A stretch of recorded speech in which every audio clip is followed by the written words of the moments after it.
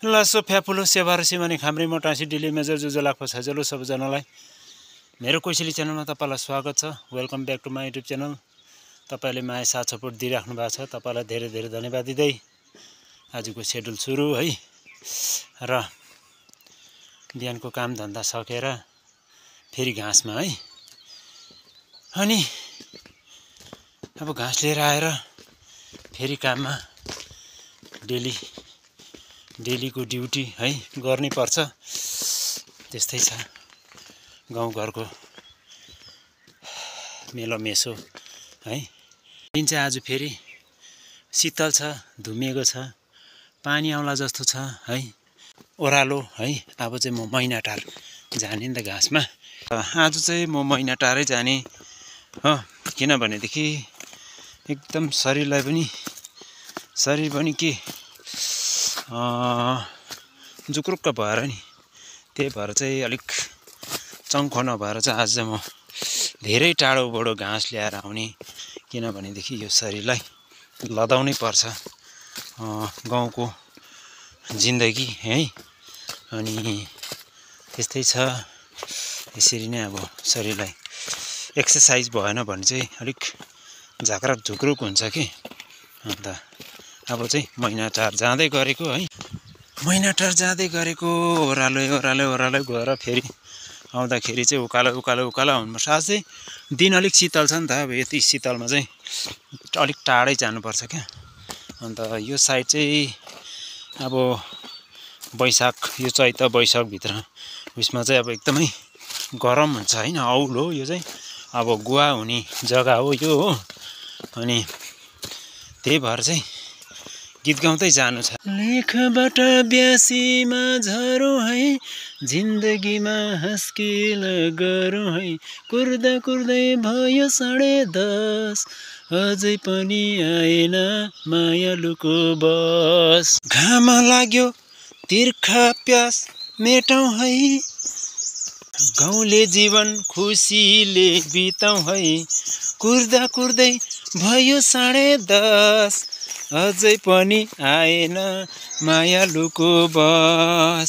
बर्खा लाग्यो पानी चाहिँ पर्नु छ, गाउँले जीवन दुःख नै गर्नु छ, कुर्दै भयो 10:30, अझै पनि आएन मायालुको बस।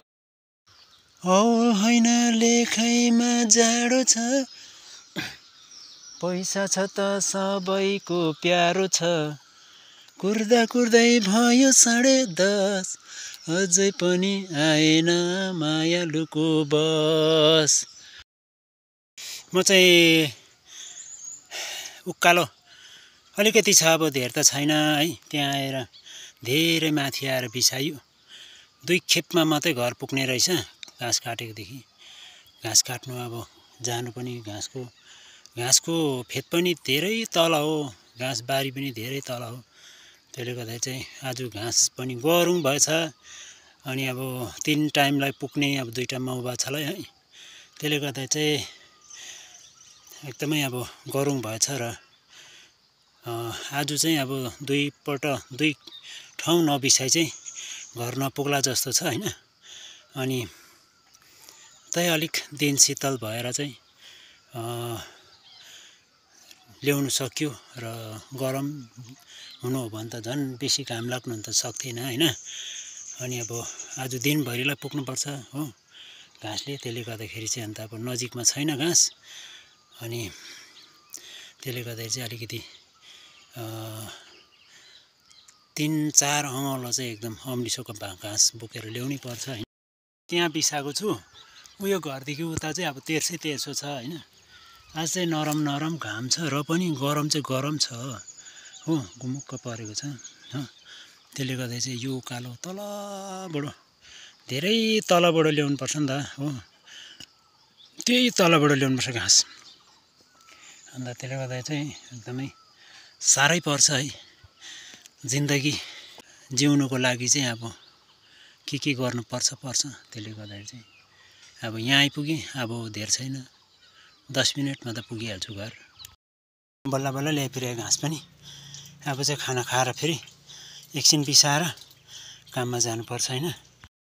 लु म चाहिँ अब काममा लागेको है।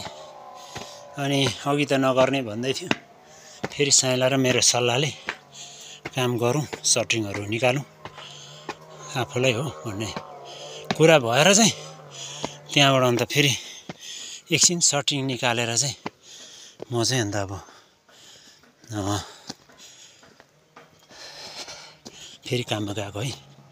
हामी 4-5 जना छौँ, यो गाडी लिएर जानुपर्ने रे हैन।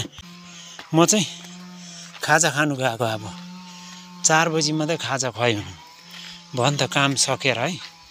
अब खाजा खाएर आउने, त्यहाँबाट चाहिँ मेरो रेस्ट हुन्छ क्या, नत्र चाहिँ अब अरूले के गर्दैछ